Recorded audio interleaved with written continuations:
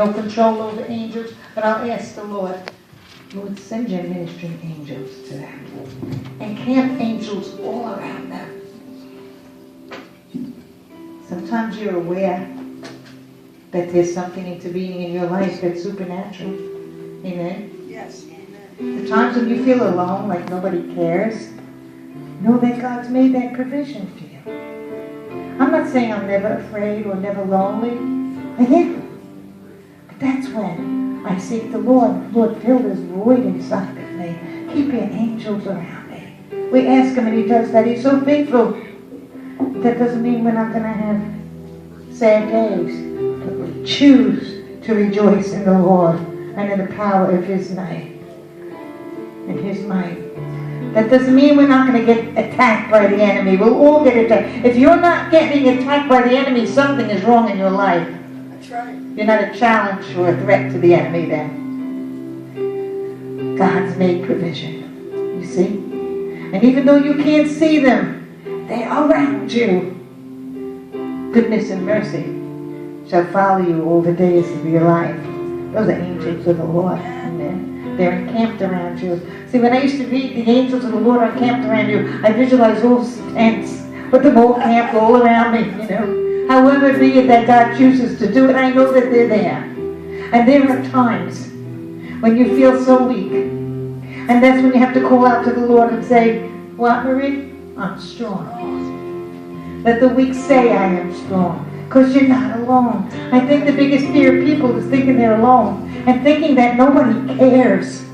And so many times people will say, well, I'll be there for you, I'll be there for you. And you go to look, and they're sleeping. Not physically sleeping. Because people have their own lives. And that's why you cannot lean on any person. You have to lean alone on the Lord. For He alone is your rock. And you'll never slip and slide and fall as you're leaning upon Him. He loves you so much that He made supernatural provision for you. And I believe if you're hungry, and I believe if I'm hungry, forget the diner. Then He'll feed me with the ravens, like He did Elijah. He'll find a way. Nothing is impossible with Him. And if a situation in your life looks like it's impossible, and you can't deal with it, and you can't bear it, God will take you through it.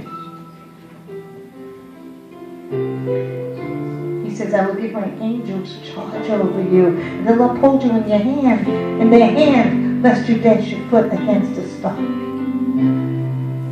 I don't want you to become bitter at God for anything in your life, or blame Him for anything in your life. He has given us something magnificent. We carry within us the fullness of His Spirit, the power of His Spirit, that we could speak things into existence, things of God, that is. We can do all things through Him that strengthens us. So stop sitting back and stop having a pity party. Let the angels minister to you.